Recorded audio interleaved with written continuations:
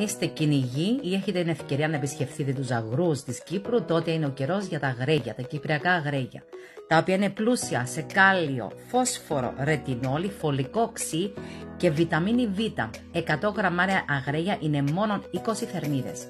Τα κόβουμε σε μικρά κομματάκια και μετά βάζω χογλαστό νερό και τα αφήνω για 5 λεπτά για να φύγει η πικράτα, επειδή δεν θα αντικανιστούν με πολύ ελαιόλαδο ή λάδι γενικότερα. Θα τα βάλω στο αντικολλητικό μου τηγάνι χωρίς το νερό φυσικά, θα τους βάλω λίγο σπρέι από το ελαιόλαδο μας σε χαμηλό θερμίδο και θα τα αφήσω σε μέτρια φωτιά για περίπου 8 με 10 λεπτά. Κλείνω με τα πάκινα για να ψηθούν με τον ατμό πολύ πιο γρήγορα και θα προσθέσω στη συνέχεια αλατάκι και εγώ έχω βάλει 6 αυγά ολόκληρα για 3 μερίδες. 1/3 από αυτό το σκεύο που βλέπετε είναι 200